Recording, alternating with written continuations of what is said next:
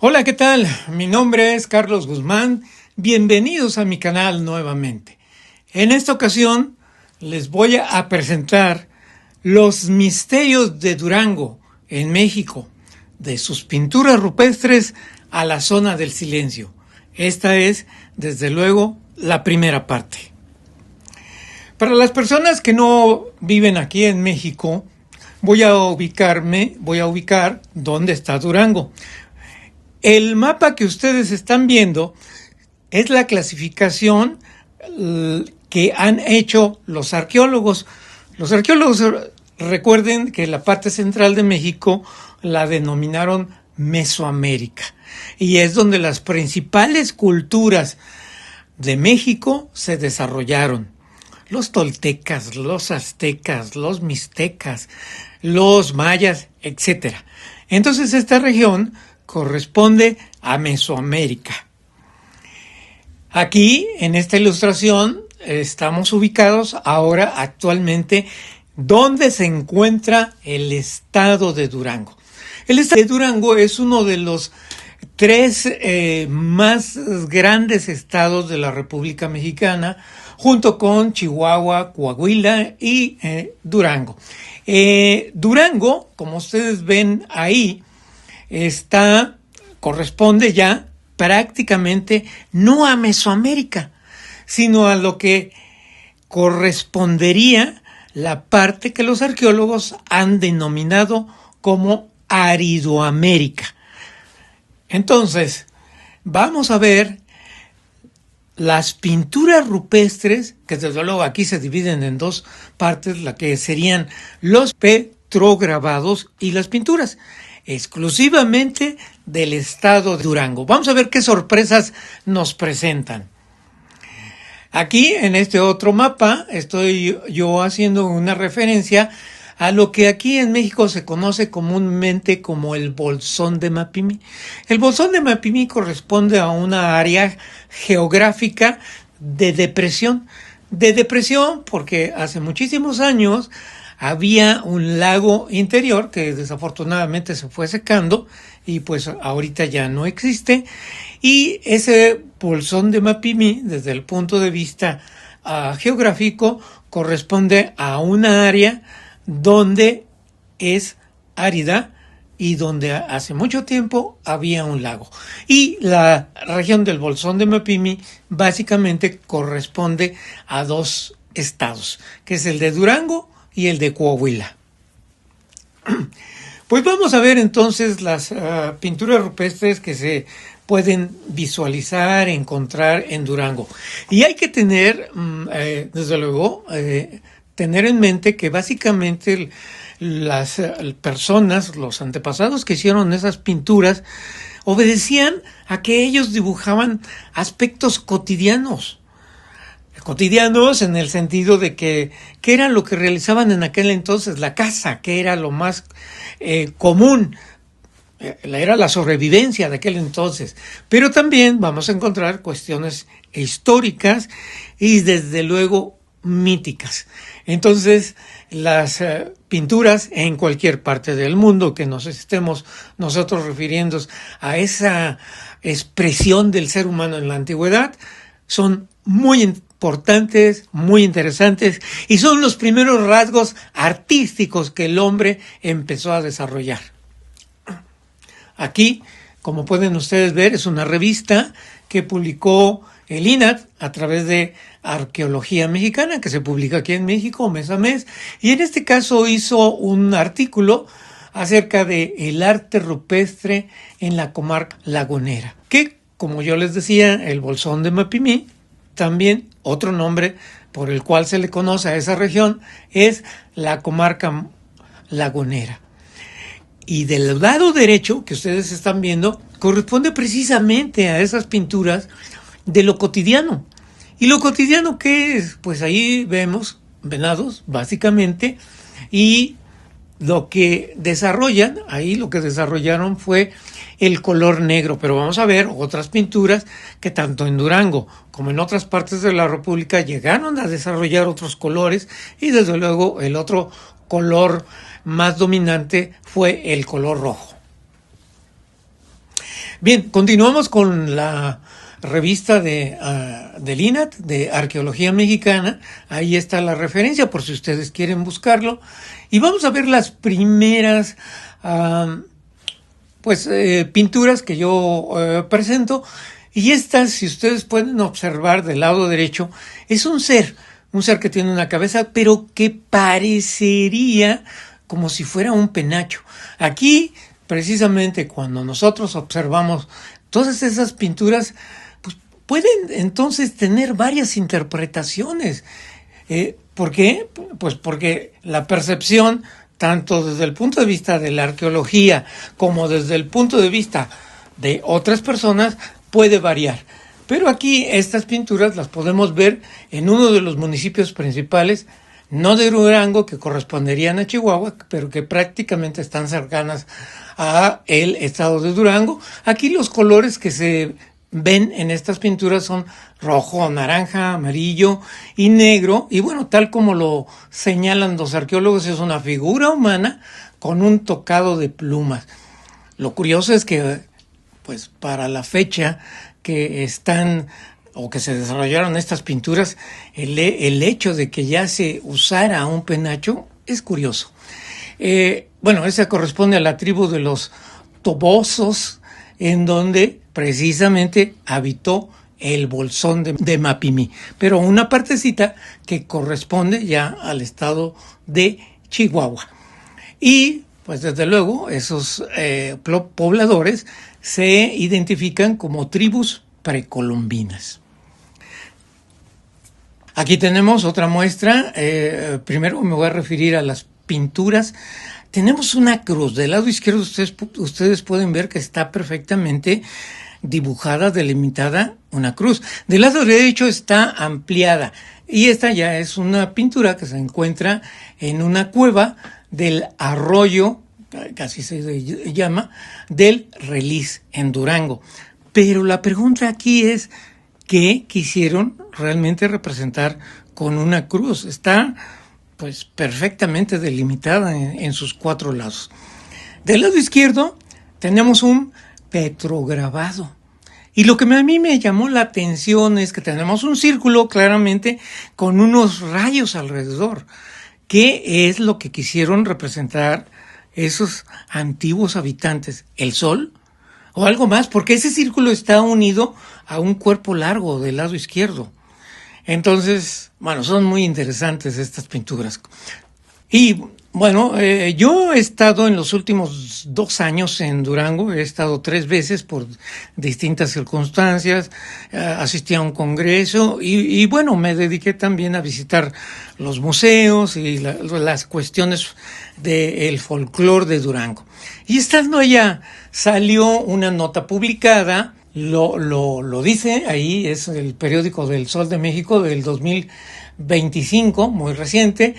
El arte rupestre, un legado que data milenios. Estamos hablando de milenios.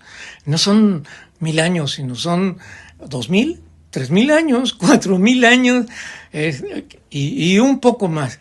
Y esa nota es muy importante porque ahí el reportero que la saca menciona que la laguna de Santiaguillo alberga pinturas. Ahí está señalado, 4000 años en el municipio de Nuevo Ideal de Durango.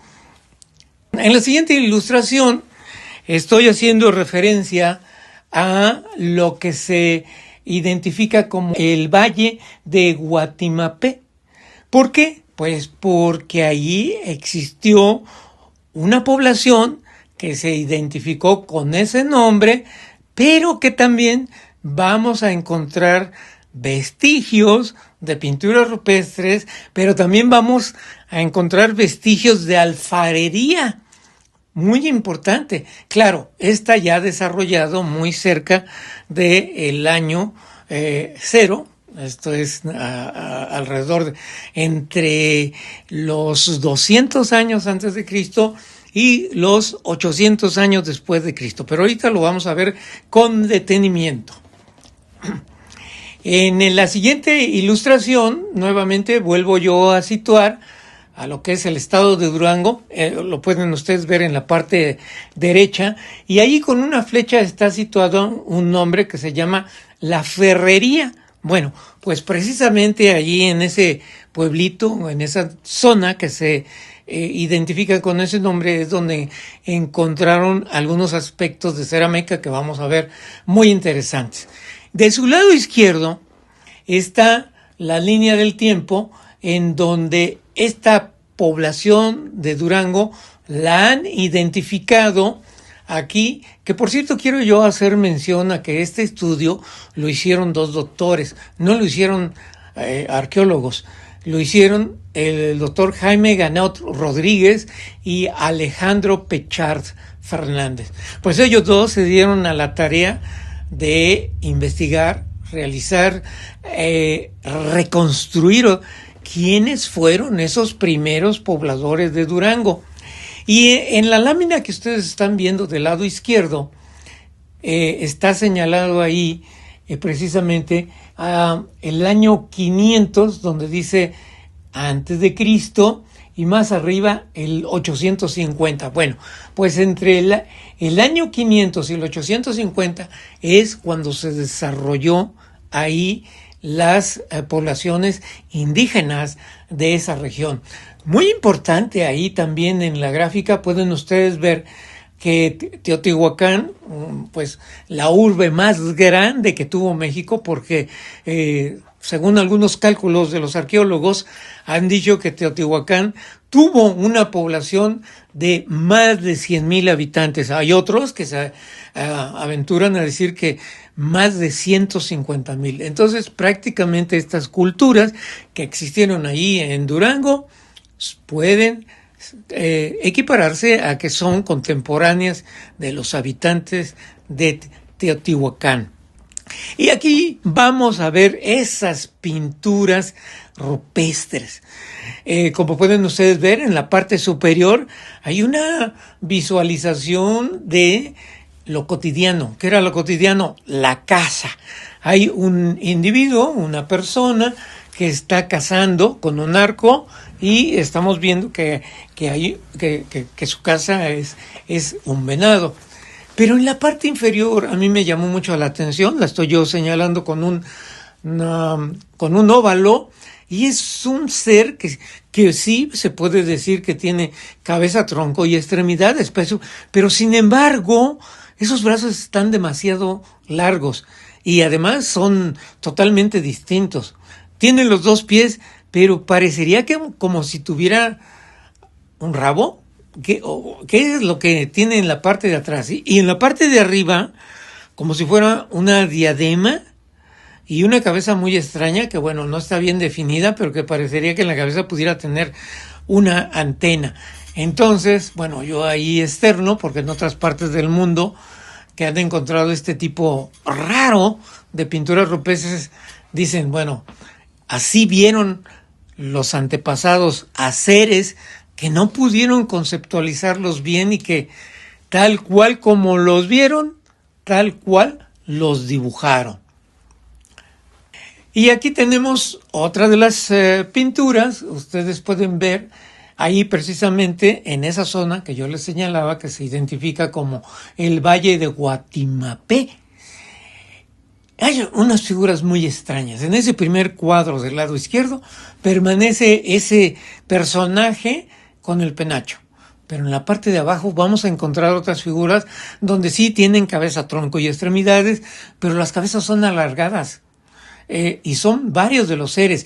Y en la parte inferior de su lado izquierdo vamos a tener 3 seres del lado superior izquierdo, a un ser que tiene como si fuera un cuerno que sale de su cabeza. Ese cuerno no lo está sosteniendo con las manos. Entonces, ¿qué cosa es lo que se quisieron representar? Es un cuerno, es una antena, no lo sabemos, y en la parte de arriba esos seres que tienen la cabeza pues alargada, la cabeza plana, tienen cabeza, cuerpo, tronco, extremidades. Vámonos del lado derecho, ahí hay un ser en la parte baja donde tiene los dedos, porque también Hay algunas pinturas rupestres que solamente están dibujados 3 dedos y otras que sí tienen los 5 dedos, como esa que ustedes están apreciando, que parecería ahí que tiene pues 13 mechas, ¿no? En su cabeza, y luego unos pies que no, ahí no le dibujaron pie. Parecería que tuviera sandalias, pero una de ellas está como picuda, como las sandalias que se usaron los árabes en la Edad Media, que eran un poco picudos. Vámonos del lado derecho. Aquí están en la parte superior esos seres extraños que tienen cabeza, cuerpo y extremidades, pero con una cabeza triangular en la parte superior. Y hay otros seres que sí tienen la cabeza redonda en la parte de en medio y que tienen cabeza, cuerpo, extremidades perfectamente normales. El ser que dibujó esos dibujos tenía perfectamente la diferenciación entre lo que era un ser común con su cabeza redonda y aquellos seres que no eran comunes porque les dibujó otro tipo de cabeza. Y bueno, abajo vamos a encontrar toda una diversidad de seres en donde incluso uno de ellos tiene unos ojos muy grandes en su parte izquierda y además los pies, pues sí, allí tiene 5 dedos, ¿no? Pero bastante ampliados, como si fueran los pies de algún animalillo. Luego están los seres de cabeza larga y luego del lado derecho los seres completamente normales con cabeza redonda. Aquí señalo yo con rojo de su parte izquierda unos círculos donde nuevamente les hago yo notar esos seres con la cabeza alargada. Abajo, esos seres que yo les señalé, y en particular un ser que tiene los ojos muy grandes. Del lado derecho, ese ser que tiene el penacho. Del lado izquierdo, esos seres que tienen prácticamente la cabeza distinta. Y el ser muy curioso, abajo, que parecía un ser que tiene 3 mechones en su cabeza. ¿Qué es lo que vieron entonces esos antepasados? Del lado izquierdo hago yo la ampliación de ese dibujo y del lado derecho, a través de la IA, le estamos ordenando que nos haga una transportación actual y ese es lo que presenta la IA. Y como vemos ahí, pues está prácticamente casi reflejado los famosos grises que se han reportado en esta época contemporánea. Y desde luego lo que tenía en la cabeza no se le pudo quitar. ¿Algo tenía? ¿Un casco? No lo sé, pero algo definitivamente tenía en la cabeza. Y del lado derecho, ese ser que yo les dije que tenía los ojos muy grandes, la IA nos está ampliando el dibujo, pero le está dejando los 3 dedos, como yo les decía. Ese ser no está dibujado con 5 dedos. Sus manos tienen 3 dedos. ¿Es un tridáctilo? Pues no lo sabemos. ¿Habrán visto eso? Este es una mosaico que yo les presento. Hago una combinación de los dibujos que se encontraron en Arizona, que pertenecen, como ustedes saben, a la tribu Hopi. Y la tribu Hopi pues habla mucho de las leyendas de los hombres hormiga. Bueno, pues hacemos una comparación. Ahí hay, de su lado izquierdo, en la parte que ustedes ven en el fondo, que son los dibujos de los Hopi, a un ser que tiene una cabeza con 2 cuernos hacia arriba. Y curiosamente, bueno, pudiéramos decir que se parecen a los seres de Durango, nada más que aquí los cuernos no son hacia arriba, sino son hacia abajo. De su lado derecho encontramos otra de las figuras de los Hopi. Del lado izquierdo, perfectamente ahí vemos dibujado tal cual han tenido el nombre de los hombres hormiga, porque tienen las antenitas de las hormigas, y ahí vemos un dibujo donde tiene 2 ojos redondos, una cabeza semi-redonda, el cuerpo alargado, pero con las 2 antenitas. Y yo la comparo con el ser de Durango, con esa especie de tubo, antena, no lo sabemos. Y en la parte de arriba hago yo también una comparación de que algo algo en la cabeza, tanto de la parte de los Hopi como de los hombres de Durango, tenían algo en la cabeza. Aquí hay algo curioso, que algunos investigadores dicen que los Hopi indican que la gente hormiga también utiliza la palabra Anu, lo que combinado con la palabra Naki, que significa amigos, esto es en el idioma de los Hopi, pues forman la palabra Anunnaki o amigos de las hormigas. Ahí les pongo yo la fuente por si ustedes quieren llevar a cabo un chequeo. Es de Eugene Gottman y inclusive la dirección de internet.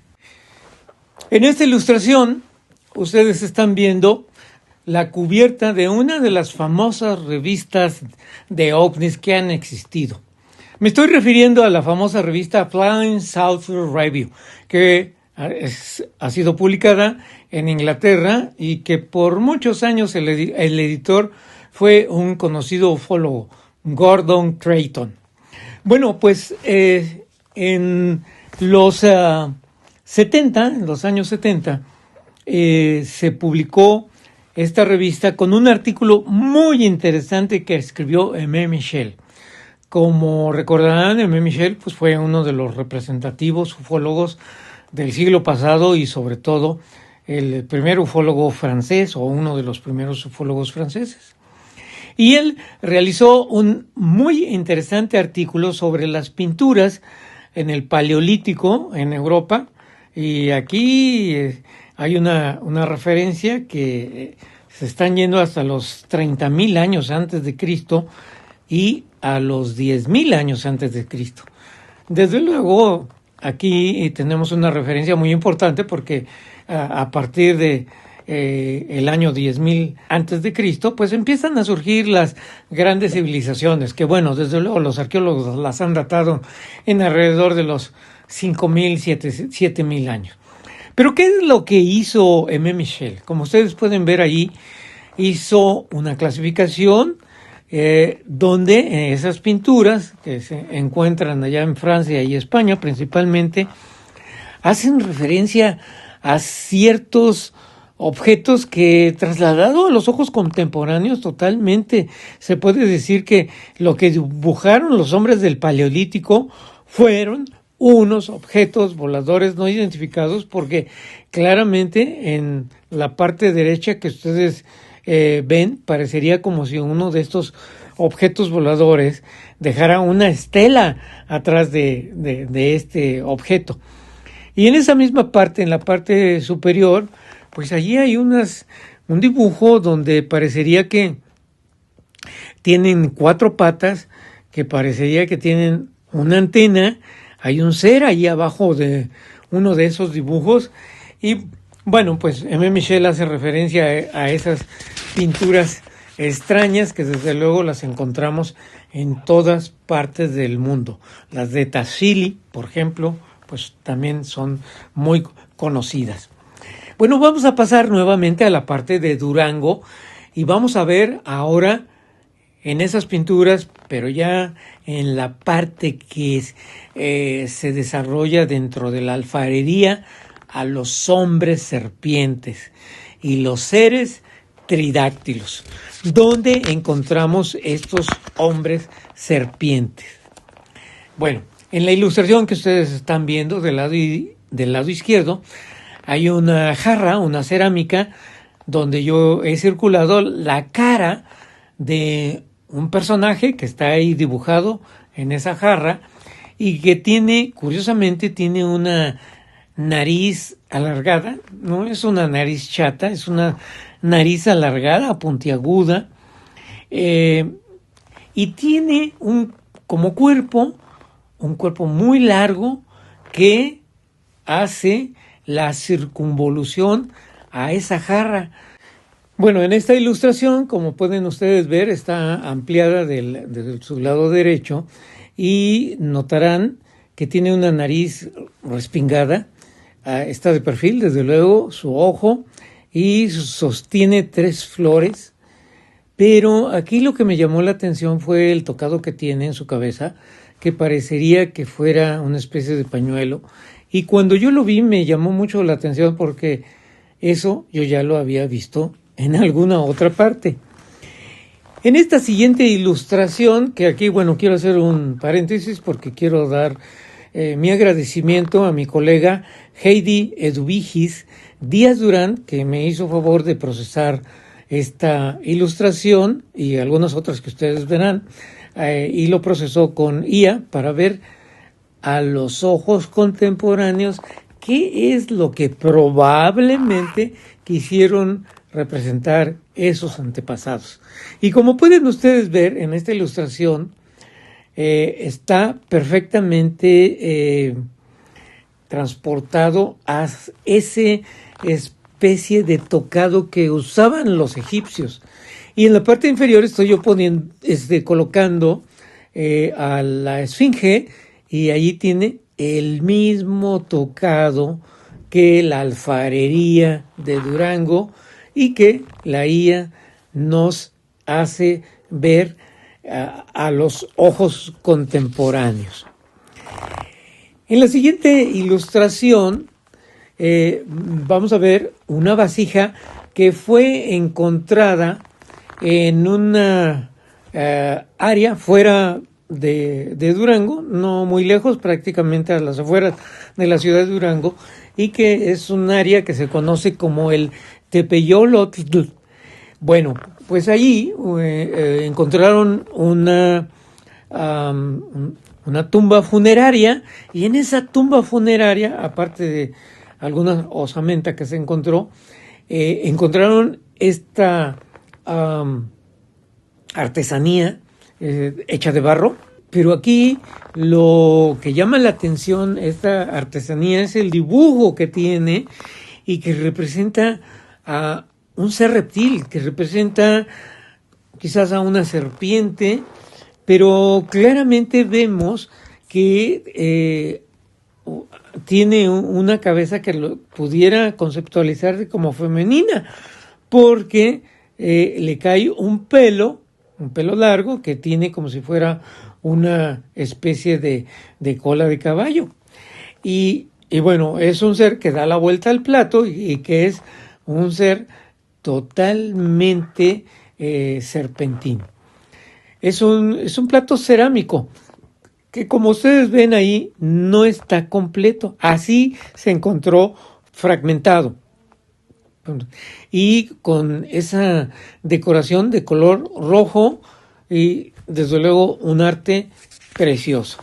Bien, cuando yo vi esa figura, inmediatamente mi mente me transportó a otra figura, cuando menos en su analogía, y pasamos a la siguiente ilustración, y ahí hago una comparación entre la vasija encontrada de barro, en donde ustedes ven que está este ser, esta mujer, que pues también se identifica con un collar que tiene alrededor. Y cuando yo vi esa figura, lo que trajo a mi mente fue precisamente otra figura de la India, los Naga, esos hombres serpientes, esas divinidades que los hindús identifican como mitad hombre y mitad serpiente. Y bueno, ahí pueden ustedes ver la comparación respectiva. En la siguiente ilustración es una manta que hicieron en el museo para que ésta se viera con todos sus detalles, y bueno, ustedes pueden ver ahí las partes que no encontraron ahí en esa tumba. Vamos a hacer la descripción en esta ilustración de qué cosa es lo que se está viendo. Bueno, pues es un personaje antropomorfo, se puede decir que es un híbrido humano-reptiliano, pero también desde el punto en cierta forma mística, pues está vinculado a las tradiciones chamánicas y las cuestiones simbólicas de lo que yo les había señalado, la cultura guadiana de esa área, que pues la tienen máximo datada entre el siglo IX y el siglo XIII de nuestra era. Desde luego asociado al inframundo porque recuerden que esta vasija fue encontrada en una especie de tumba y por lo tanto se puede decir que es una especie de arquetipo reptiliano. También se pueden encontrar otras descripciones dentro de una cuestión simbólica, puesto que se puede decir que es el tránsito entre el mundo espiritual y la vida y la muerte. Es un vínculo esotérico, posiblemente una entidad chamánica aquí, con una conexión de prácticas en la transformación de la visión interior. Pero también, si se quiere conceptualizar un poco más, es una interpretación psíquica, pudiera ser, y esto es en interrogación, un espíritu protector o un maestro chamánico. En la siguiente ilustración vamos a ver que las personas ahí del museo hicieron para sí el sello de este dibujo, y donde se exhibe este plato es un museo comunitario. Recuerden que aquí en México hay algunos museos que no están a cargo, no son museos oficiales, y que la gente ahí de la comunidad se ha abocado a no perder sus vestigios, a no perder sus tradiciones, y ellos mismos han elaborado este tipo de museos. Aquí yo quiero agradecer un homenaje póstumo a mi gran amigo Fausto Salvador Guerra, que desafortunadamente nos dejó hace algunos meses. Yo le quiero dar las gracias por haber hecho la siguiente descripción, que es la que yo les voy a presentar, que es la que yo les voy a leer. Y bueno, aquí yo había pensado que él hiciera esta misma interpretación porque es de él. Así es que vaya a mi sentir y a su familia de mi gran amigo Fausto Salvador Guerra. Bueno, como les decía, las personas de ahí, de esa comunidad del Tepeyolotl, hicieron el sello, convirtieron a este dibujo en un sello. Y las características que entonces se pueden ver, bueno, pues es que es de ojos grandes, almendrados, una cabeza alargada con una cresta o prominencia, que bueno, aquí puede ser su cabello, una boca pequeña, sin labios marcados, y desde luego la postura en espiral. Ahora voy a pasar en la siguiente ilustración a que ustedes observen unas figuras que también se encontraron ahí en la parte de ferrería, que existe un pequeño museo, y cuando yo las observé, también para mí pues fue una gran sorpresa, porque como ustedes observarán ahí, el primer ser de su izquierda es desde luego una mujer, y es una mujer dibujada en base a triángulos. Tiene una cabeza triangular, tiene un cuerpo de su pecho triangular y tiene de su cintura hacia abajo un aspecto triangular. Es una mujer que parecería que estuviera ya usando un vestido. Abajo hay un objeto raro que es un círculo con un punto y 4 lados también, que parecería que fuera como una lámpara de los siglos antepasados. Pero en la siguiente figura no es en sí un ser humano, es un animalito que pudiera ser un venado. La siguiente figura es también un ser que tiene una cabeza triangular y con pues a lo mejor es un gorro, que pudiéramos interpretarlo así, un gorro tipo arlequín, pero solamente tiene un pie. Y un pie con 3 protuberancias o con 3 dedos. Y la siguiente figura es amorfa, con cuerpo humano, pero con cabeza de venado. Y nuevamente la siguiente figura también, un cuerpo con cabeza de venado, pero el cuerpo pues solamente tiene un pie. Y bueno, así podemos seguir viendo las siguientes figuras. Abajo, desde luego, pudiéramos decir que es la interpretación de un mono, en donde tiene alargada la cola correspondiente. Y en la siguiente ilustración yo estoy señalando en elipses estas extrañas características que les acabo yo de mencionar. Me estoy yendo a la segunda figura, donde es una figura con cuernos de venado, pero solamente tiene un solo pie. En la parte de abajo estoy yo agrandando la figura de lo que podría ser una mujer, en lo que les he descrito, una mujer dibujada en base a triángulos. En la parte derecha, nuevamente hago yo la comparación de los dibujos de los indios Hopi con los dibujos de Durango, que ya les había yo comentado en una ilustración anterior. Vamos a pasar ahora a la parte de un museo pequeño también que se encuentra en el centro de Durango, y que este museo lo desarrollaron, lo construyeron los doctores Pechard, como ya les había mencionado, y el doctor Ganot, muy amantes de la arqueología. Bueno, ahí dentro de las ilustraciones que tiene este museo podemos ver que ahí está dibujado y conceptualizado 3 distintas formas de modificar artificialmente los cráneos. Y vamos a pasar a la siguiente ilustración, donde encontramos la deformación tubular oblicua.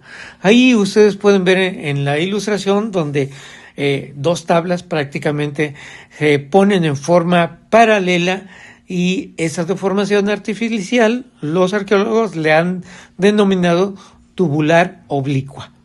Pero hay otro tipo de deformación, que es el siguiente, que es la deformación tubular erecta. ¿Por qué? Porque la tablilla de la parte de atrás del cráneo se pone en forma recta y la tablilla de la parte frontal se pone inclinada. ¿Cuál es el resultado? Ustedes pueden ver ahí el cráneo modificado ya cuando se han retirado esas tablillas.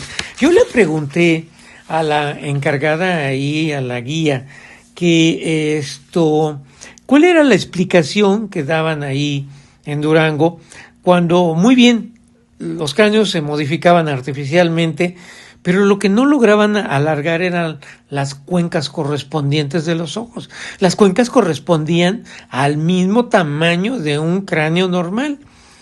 Y bueno, pues no me supieron contestar, porque la contestación que yo recibí me dijeron, se sigue investigando. Bueno, en la siguiente ilustración, ahí está gráficamente cómo podían los antepasados hacer la modificación del cráneo, desde luego cuando era recién nacido, y pues todos los huesos de un recién nacido todavía están blanditos.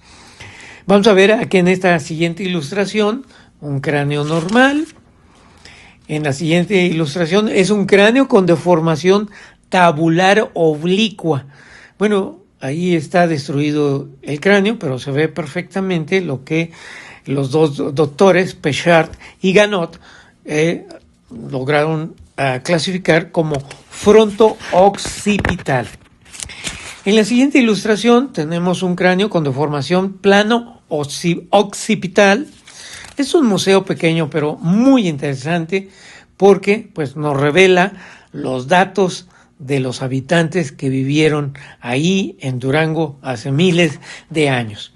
En la siguiente ilustración es un cráneo con deformación plano-occipital.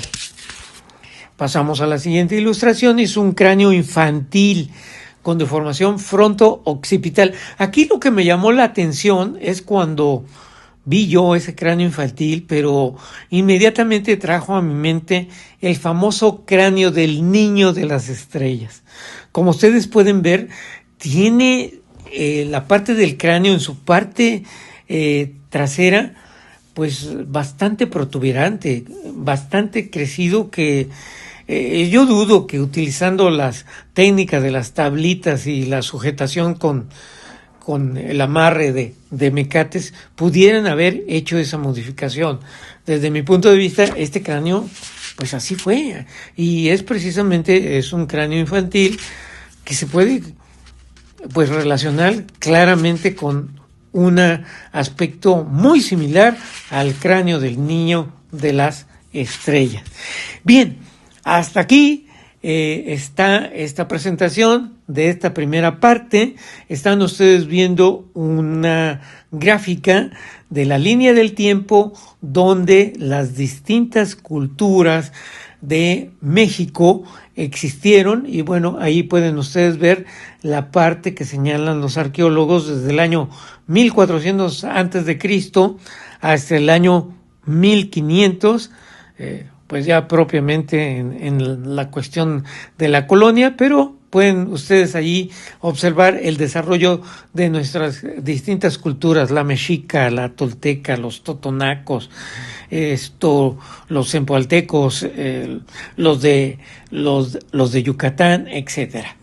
Hasta aquí esta presentación de esta primera parte de los misterios de Durango. Muchas gracias por su tiempo. Mi nombre es Carlos Guzmán Rojas y hasta pronto.